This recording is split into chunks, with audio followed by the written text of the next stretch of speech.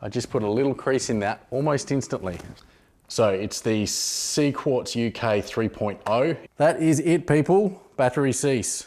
And for the big reveal, hey guys, it's Cam here. Welcome back to the build room, and we have got a massive episode today. We are vinyl wrapping, ceramic coating. We're going to Toyotas in the park. We're pulling the covers off a project car that hasn't seen the light of day in about 20 years. And we've got our Christmas giveaway to go over. So stick around and check it out.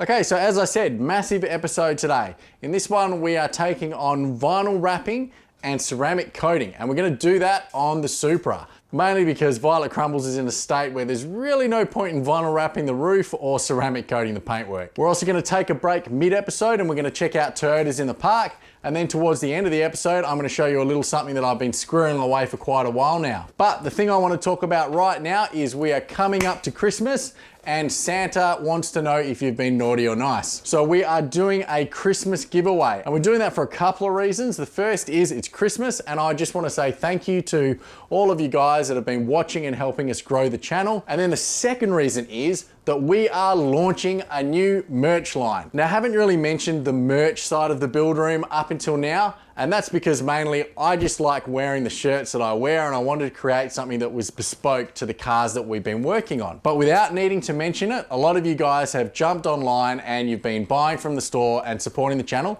which I really appreciate. And I've just decided that it's time to take it that little bit further. So for Christmas, we're launching a brand new merch line, which is centered around the JDM Legend. And as the first design in that range, we're releasing a special edition shirt known as JDM Leno.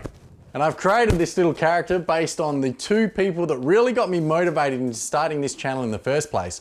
And that is Jay Leno, who is by far the most impressive car collector of probably this day and age that is at least publicly visible. And then the second is, and it's not hard to tell from the image, Adam LZ. Now, I've been watching Adam LZ for a long time, and to be honest, I feel like he's living every JDM enthusiast's dream at the moment. I love the effort and the attention to detail that he puts into his builds, and I like the fact that he's just having fun doing something that he loves. So I figured Adam LZ, Jay Leno, slap them together. What do you got? JDM Leno. So yeah, it's a bit of a tribute to those two guys and a bit of fun for me at the moment. And you might have noticed prototypes of this shirt sitting around in the background in some of my other videos. I haven't worn it on the channel until now.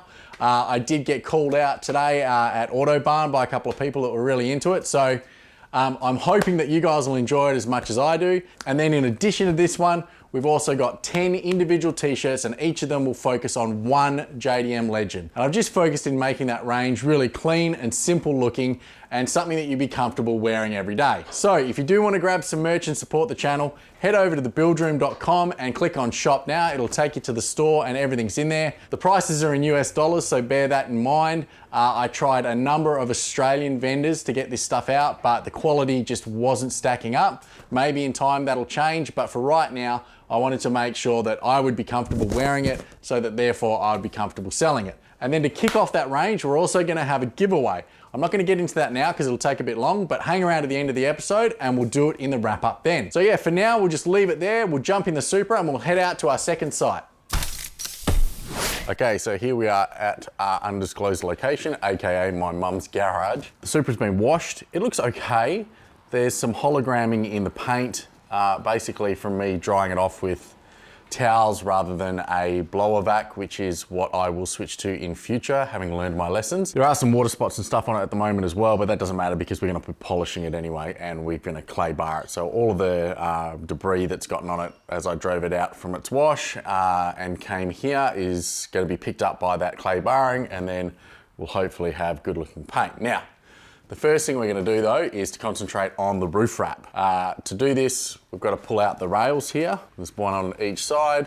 And once we've done that, we'll clay bar the whole thing, make sure that it's a nice clean surface for the wrap to bond to, and then we'll get to wrapping. Now, we are going to have to tuck the wrap underneath the seal here at the front and at the back, but it should also tuck into the roof rails. Now, I'm only going to wrap the roof itself and the rails. I'm not going to wrap these areas here, because there's not really a good place to terminate it. A lot of people wrap their roofs and they kind of get this weird funky situation where they're trying to stop it here or in here or even across there, across the line.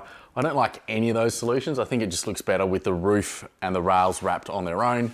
So that's what we're gonna do today. We don't have a lot of time to do any of this. It's 11 a.m. now and Toyotas in the Park is tomorrow morning at 10 a.m. So yeah, we've got a time crunch. We also are not gonna get this garage for long. As you can see, parking in here long-term can be a real bitch. So anyway, back to the roof. Let's get the tools out that I'm gonna need and then I'll show you the wrap.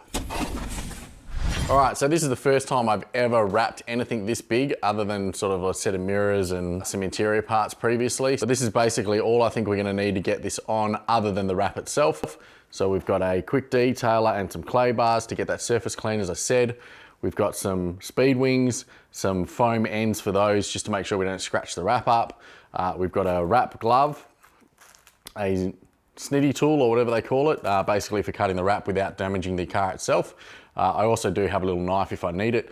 We've got a trim removal tool to get these rails out. And then in here, we've got tuck tools, which are designed to enable you to tuck the wrap underneath seals and things like that, just to get things out of the way without having to cut them too short. Better to tuck them behind one of the seals than to cut them just prior to the seal and then have them lift later. So yeah, that's all we've got. I'm hoping this won't take more than maybe an hour or two. I mean, pro wrappers would probably do this in 30 minutes, but yeah, I work slow and this is the first time I've ever done anything. So let's get the rails out now and then we'll clay bar the roof. So the roof rails are just clipping units and they're pretty easy to remove with a trim removal tool, moving from front to back. Just feel your way along and lift in close proximity to the clips so that you don't bend or stress the rail itself. When you get to the back section, the rail actually clips into the rear windscreen seal. So before you pull the rail away, you just want to pop the seal out of the clip so you don't displace it when you remove the rail entirely. From there, you want to make sure you'll clean out the rail really well, as there's probably going to be some sand and debris trapped in there, and you don't want that getting trapped under the wrap or marring the paint as we work. Then we have to pull off the other rail and put it to the side, and then we can get started on prepping the paint surface. To make sure the surface is clean, we're clay barring the whole shooting match. I'm using a Maguire's clay bar and their quick detailer product as the surface lubricant. You just want to thoroughly wet the surface with a quick detailer and lightly glide the clay over it in small circles. Any contaminants that haven't been removed in our previous washing attempts will get trapped in the clay and lifted off the paint surface in a safe manner. As you pass the clay over the area a few times, you'll feel it become more and more slippery until it tops out and you know it's clean. Once you're done with clay barring one section, just have a feel of that surface versus an area you haven't done, and the difference will be really clear. After that, we're going to take one more run around the car and just clean all the surfaces and seals that are adjacent to the roof so that we don't pick up or transfer any of that dirt onto our finished surface as we go. Once the surface is good to go, it's time to check out our vinyl wrap. I chose a carbon fiber vinyl wrap so I could match it to the rear spoiler and the mirror caps. And because I bought it as really just a test run, I bought some of the cheapest wrap money can buy. It's an eBay special 5D carbon fiber in gloss. To be honest, it looks pretty good, and the reviews online actually say it matches real carbon fiber more closely than even some of the most expensive wraps. Obviously, being a cheaper wrap, there is a trade-off, and the likelihood of this being harder to work with is pretty high. Now, the wrap is going to be pretty sticky on any flat surface like paint and plastics and glass. So to make things a bit easier, I'm just going to put a 2-inch tape line around the roof, which will stop the vinyl sticking to it and make it easier to reposition the wrap. And this is where it starts to go pear-shaped. I really needed a second person to do this.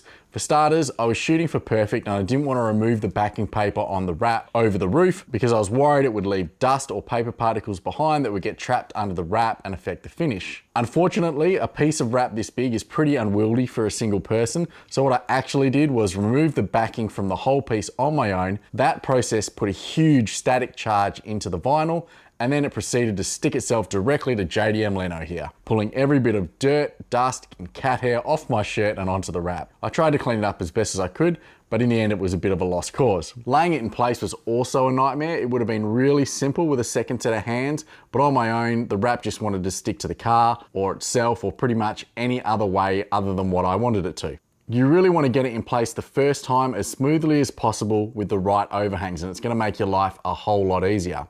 Then on this wrap, it actually has a protective plastic layer that doesn't stretch. It's really only for protection in transit, so you have to remove it in order to start working with the material. Some newer wraps have a protective layer that stretches as well, so you can leave them on. That said, stretching the vinyl on a patterned wrap like carbon is a delicate proposition anyway, because if you stretch it too far, you're going to distort the pattern, and then you'll see that really easily. So it's a bit of a balancing act that you just have to get used to. The double bubble roof was also a bit of a pain. I would have liked to have stretched the wrap out on both sides and then get stuck into the center as the first thing that I did. But in order to stretch it properly, what I've had to do is first lay down and smooth out one side and then lift the remainder of the wrap and stretch it back over all the way to the other side.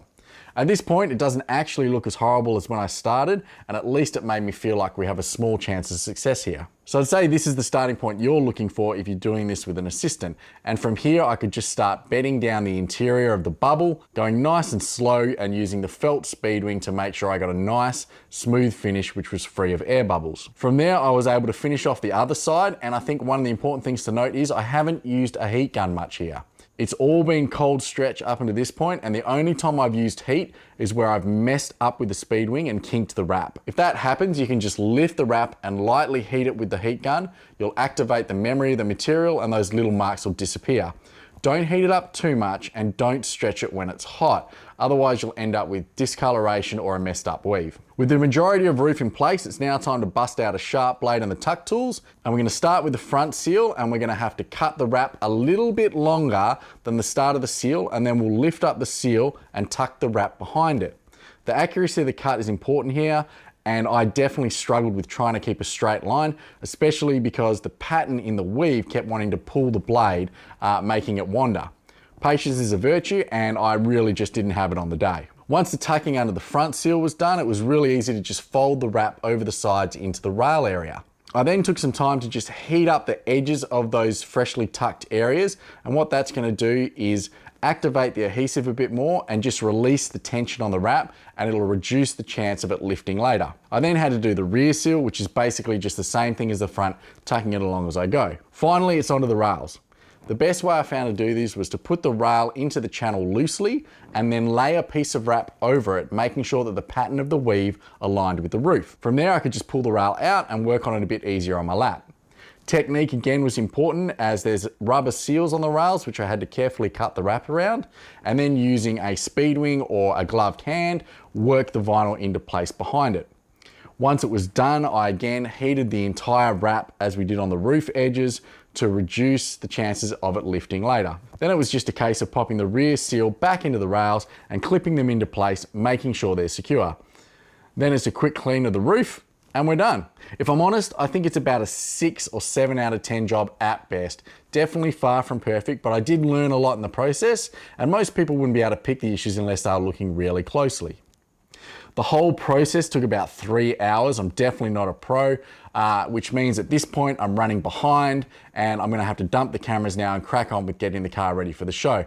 I managed to get a light polish on the car, and then I masked it up and I redid the Plastidip A91 stripes, and even did a section on the rear of Plastidip to make it look a little bit more aggressive, but that's about as far as I got. So now we'll jump ahead to the next day and check out Toyotas in the Park for 2021. Now this is an event that's run by TECCWA each year. They are the Toyota Enthusiast Car Club of WA, and if you're in Perth and you've got a Toyota, you should check it out.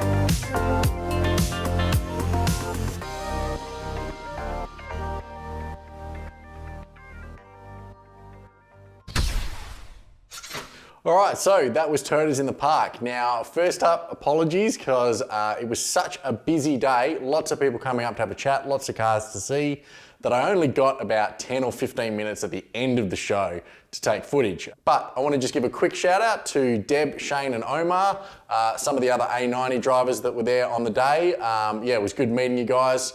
And good to see what other people are doing to their A90s. And then also to Josh, I think it was, and Josh had a Corona wagon and came over and said hi. I did want to get some shots of yours and actually came back your way later on, but I actually only caught you on the way out. So this is Josh, everyone. And other than that, Mitch. And Mitch, if you hang around, I've got something because we didn't get a lot of shots of cars today. We've got a special surprise at the end of the video. So yeah, let's get on to the next stage, which is to get this thing polished and then ceramic coated. So if we have a look over here, this is pretty much what we're gonna need for the first stage, which is to get everything polished off. Now, we won't use all of this. In fact, the Rupes DA Fine here and these DA Fine polishing pads, I already did a quick run around on the car before Toyotas in the Park, and I was really absolutely amazed with the quality of that stuff and how well it brought up the finish. So I'm looking forward to going to the next step. But generally our process is going to be, we have to clay bar the entire car. So we're going to use the clay bar and some lube to go over the whole thing top to bottom. Then we're going to move into the Rupes Ultra Fine kit. Now this is the Uno Pure, not to be confused with this one, which is here, which is the Uno Protect. The main difference is these are both one-step processes that'll go to an ultra fine, which is really exactly what you want before you put your ceramic coat on. This Protect here, however, has a sealant in it, so it's not appropriate to go underneath a ceramic coat because you're gonna have to strip off all that sealant before the ceramic coat would adhere. Then once we've got the shine looking bang on, we're gonna use the eraser, and that will, basically that's like using isopropyl alcohol, which some other people will suggest before you put your ceramic coat on. So we'll do the eraser over the whole car, and then put on the CQuartz UK 3.0. And that's gonna take between 12 and 24 hours to cure. We've also got some reload, which will go on after it to give it a bit more interim protection. But yeah, this is going to be a long process, I think. Multiple steps, so in the end, you're going over the car, I think like 4 or 5 times. But I'm sure the finished product's gonna be worth it. So yeah, there's nothing left to do but the doing. So we will start off with the clay bar.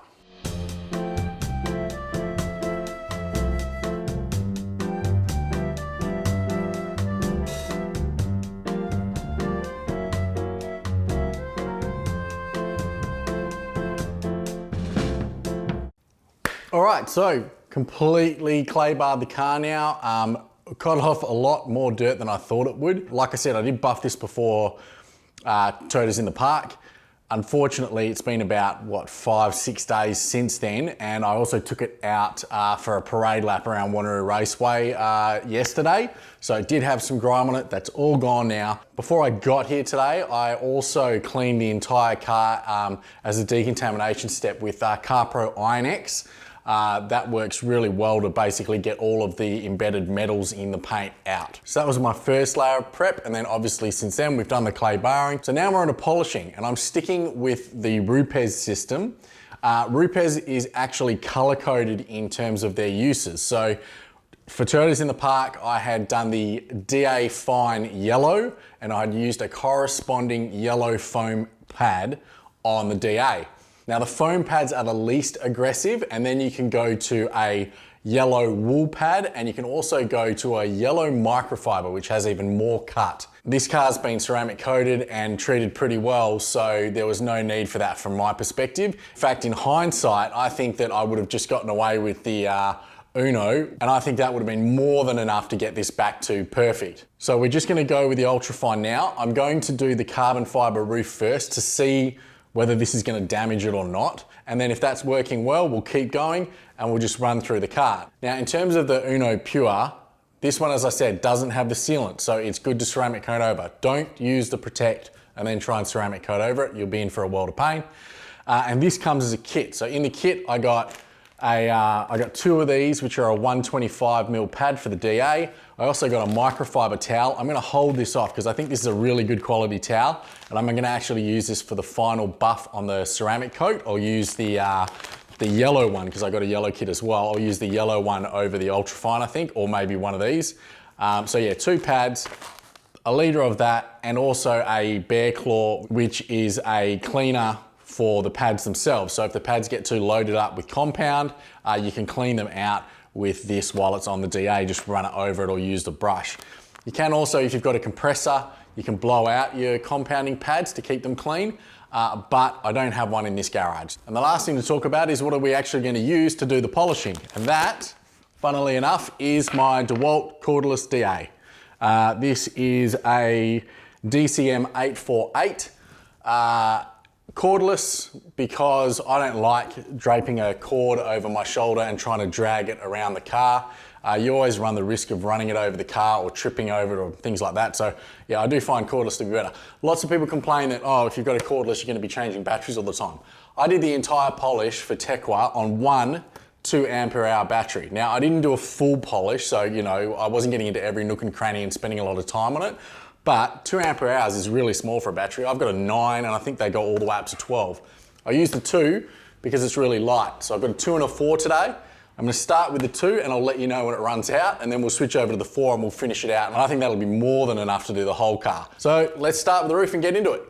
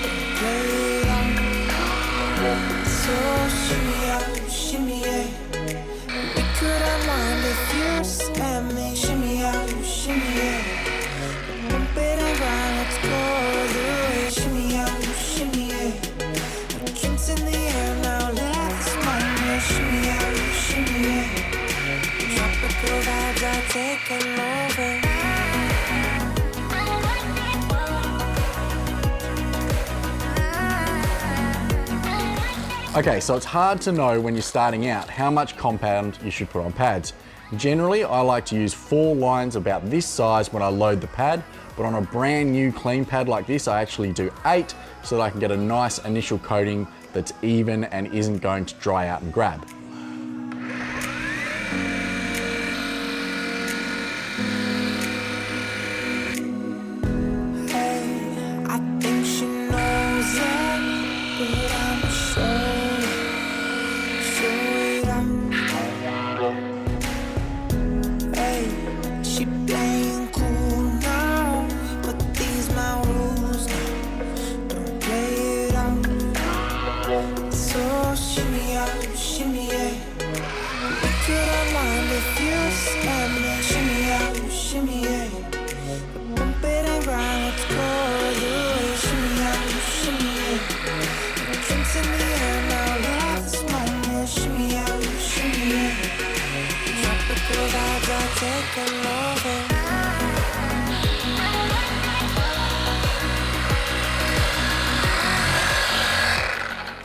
Oh. Uh-oh. That is it, people. Battery cease. Not bad from just the 2 ampere hour, smallest battery pack they do.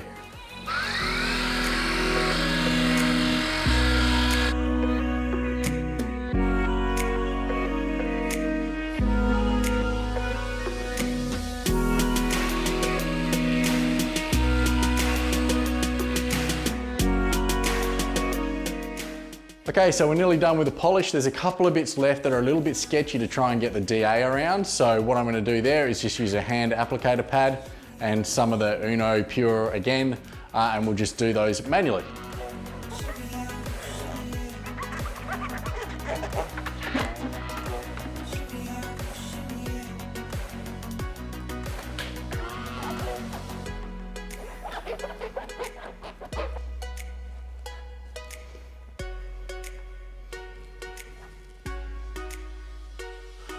Whew, okay, that is hard work, especially in this garage at the moment, which I have to close to keep the dust and stuff out because I can't have dust blowing over this while I'm cleaning it obviously. So yeah, it's about 45 degrees in here at the moment, but it didn't slow us down too much and we are done. So now there is a couple more steps to do before we can get to that finished product of ceramic coated Supra. So the next step that we have to do is to go over the whole car again, and this time we are looking to get off any excess polish or fillers from the polish that have been put onto the surface.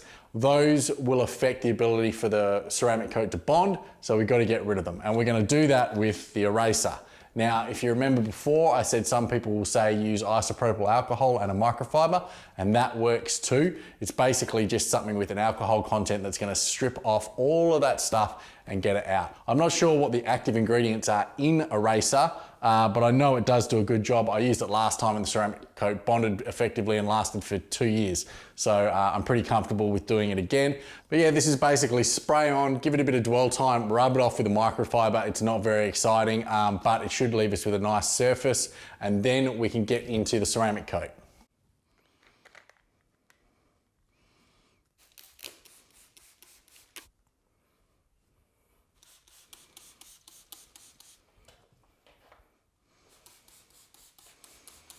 All right, so that's the whole car done with eraser.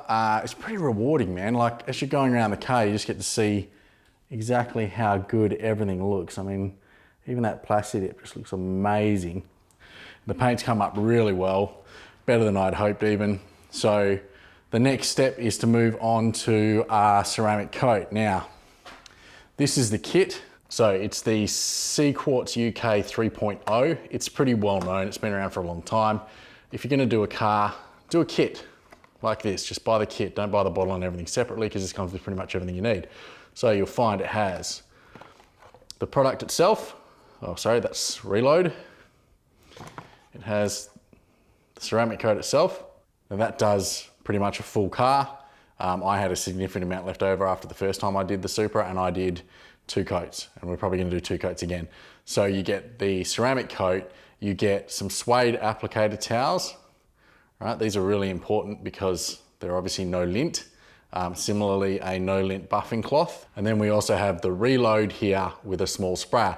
Now the reload in the context of this, so reload can be used periodically every sort of 6 to 8 weeks to re-protect the top coat a little bit. But in this case, what we're actually doing is we're protecting the ceramic coat for a full 7 days while it cures.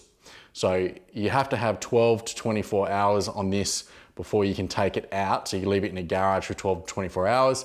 But the last thing you do is also apply the reload over the top, so that if it does rain or you get some significant dirt or whatever on it while it is curing in that full 7 days, the reload will take the hit and the ceramic coat will still be good under it, which means you can just use a bit of eraser on it and throw some more reload on again and you're good to go. Now I've also got my Rupes microfiber from the Ultra kit, and that's what I'm going to use to clean the panels down before I do this. So lint is a big deal, as is any other dirt. You don't want any dirt on the surface, because if you encapsulate it with ceramic coat, you form basically a hump and you have ceramic coat over the hump.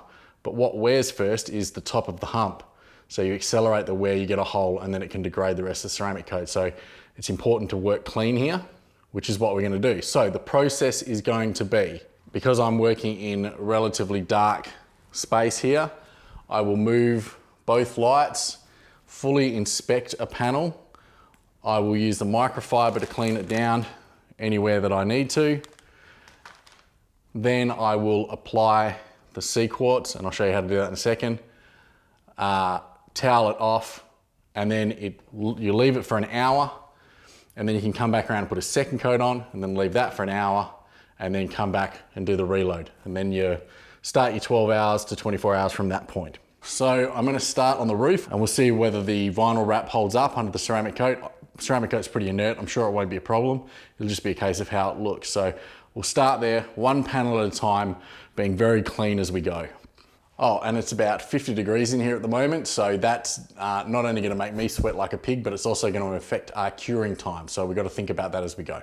Okay, so the one thing that I did forget to show you guys in that kit is the foam applicator. So you have a hard foam on the back to grab, you have a soft foam interface here, and what you do is you lay one of the suede applicators over the top. You should only do sort of, I don't know, they say 1 to 2 panels per applicator.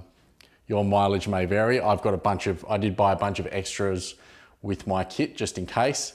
I don't think I'd used them last time, but I probably should have. And then all you do is run a stripe of ceramic coat. I shouldn't do this over the car, but I'm trying to show you, down the center.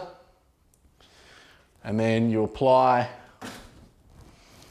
to an area that's about 1/2 meter by 1/2 meter. In this case, what I'll do is 1/3 of the roof at a time, stopping really at that mark so I can see where I've gone. And you're applying in a crisscross motion. So you can go one way, all the way to the back,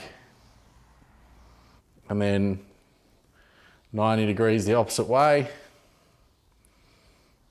And then, as I said, our cue times are going to be low in here. Just going to pop this to the side. And to be honest, I'm going to leave it there. Just buff this to a shine.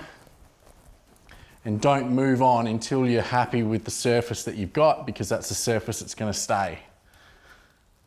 Okay, so don't rush around the car. It's better to get one section right slowly and then move on than it is to try and power through the whole car and then try and correct mistakes at the end. So that looks pretty good. Has it done anything to the shine? A little bit. It was already pretty shiny, but it'll probably retain that a lot longer now. All right, now we'll just do this section so we can see what it's like on paint, and then we might move forward pretty quickly.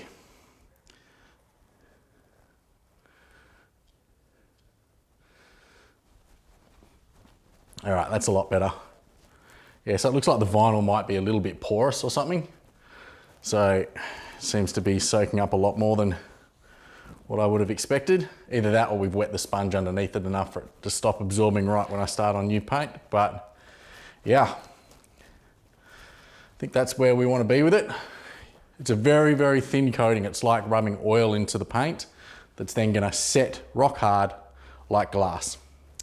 All right, I don't think we need a montage for this bit, so I'm just going to go and done. So that is 2 ceramic coats done over the whole car and all buffed out. Now it's getting pretty late, but the cars are looking awesome. I mean, if we go down here under the lights, you can see how shiny and defect free that paint looks, and even the plasti dip just came out amazing. So I'm super happy with it. But now I have to put on a coat of the reload so that this stays protected for the next 7 days. Again, probably not worthy of a montage, so we're just going to drop it off here and pick it up tomorrow once this is all nice and cured. So we'll see you then. All right, so it's the next day. The ceramic coat is cured and the door is finally open on the garage, so we've got a bit of light, and man, this thing looks awesome. I'm so impressed with the way it came out. Everything from the paintwork is pretty much flawless. There's maybe 1 or 2 little issues that I probably should have spent more time on but didn't really see because the light in here is not great. But yeah, everything came out great, including, as I said, the plasti dip through here and around the back of the car has all been made darker. It now looks more like a vinyl wrap than plasti dip, but it's still got really easy to apply and good shape to it. And even the carbon fiber. So when I put this wing on, I did make a comment to you guys that the clear coat was really thin. So compounding this to get the what was left of the clear coat out to a high gloss was worth it. And then the ceramic coat has not only put on more shine, but also some UV protection. So hopefully that thin clear won't be too much of an issue. Same on, you know, even on these ones, which were good carbon. I mean, the shine coming off these now is just spot on. So yeah, I'm super happy with it. We're gonna shoot out and get some glamour shots in a second. But I figured while we're here, that guy's been sitting up the back this whole time. Now, I wasn't really gonna show this one, but I did meet someone at Toyotas in the Park who probably has a keen interest in this. So let's take the covers off and see what's underneath. Okay, so the keen-eyed of you might have already seen the TECCWA logo here, but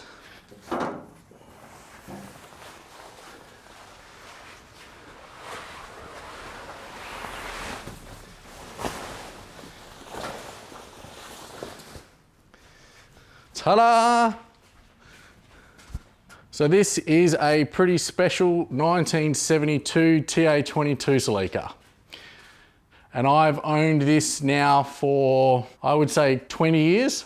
And it's been in this state the whole time, and it's been like this long before I bought it as well. So the history, as I understand it, was this was a car that was a single owner car that was bought by a guy who was into the Toyota scene. And that individual took it to a bunch of Toyota shows.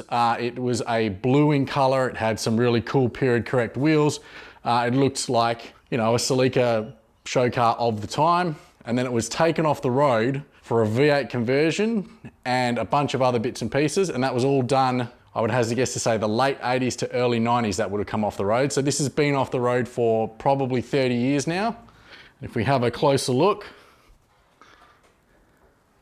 you can see this is all perfect sheet metal all through here. If you look around the bay, you'll probably notice that there's a few holes there that have been removed and cleaned up, like the battery tray that would normally be there, and a few other bits and bobs. The engine mounts have been removed from the cross member, getting ready for the V8 to go in. And then we have probably the most notable change to this car, and that is a targa top. So let me just take one of these out for you.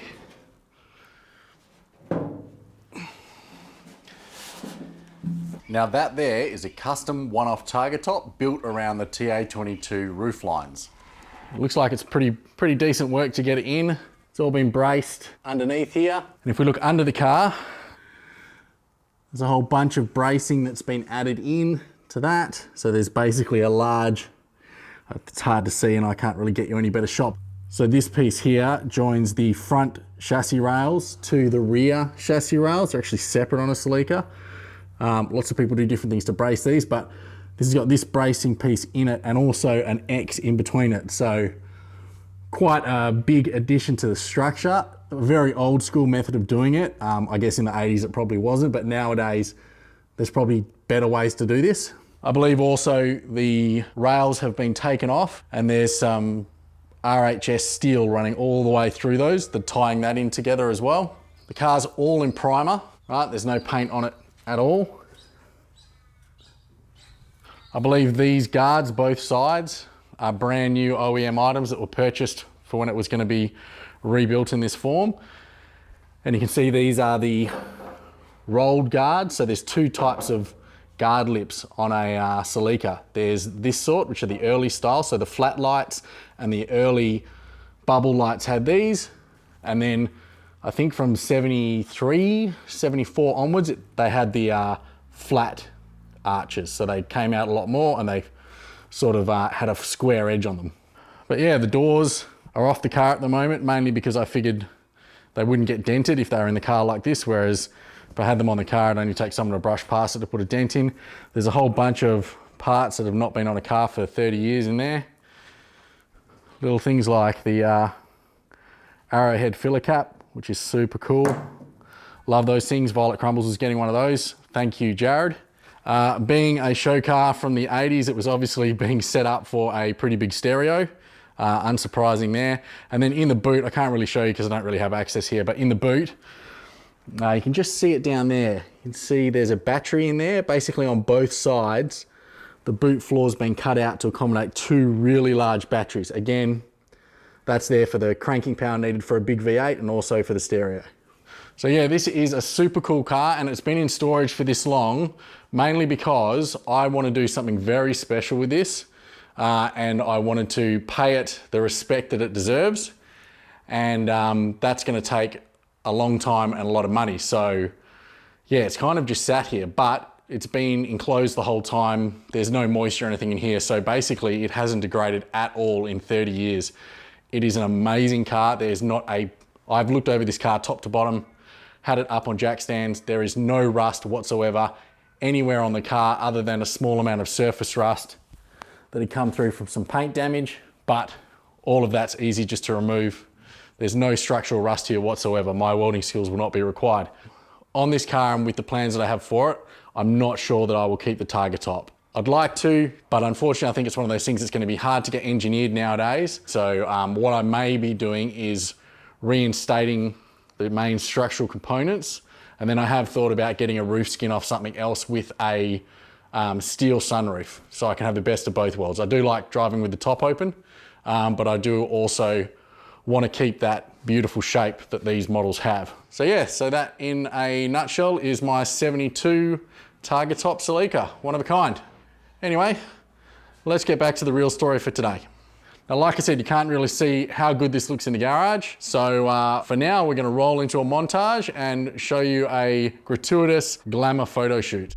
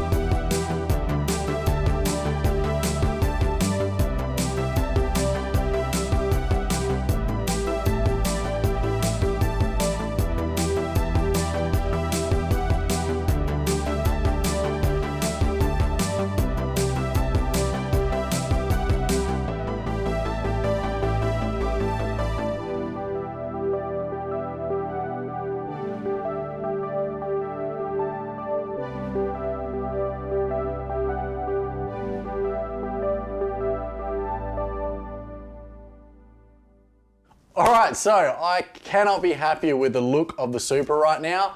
It just is amazing in terms of the shine that it's got. I love the carbon fiber wrap, and you know, pretty much everything about that car's come together the way I wanted, which is just in time too, because in next week's episode, I'm gonna show you a new car. But for now, let's talk about the Christmas giveaway. So we're gonna keep this really simple, and basically there's gonna be a bunch of TBR merch packs available, including some of the shirts from the new range, and I'll be announcing the winners for those on our Christmas Day episode. And we've got one of those coming, and it is a good one. Now, in terms of entry, it's a pretty simple one.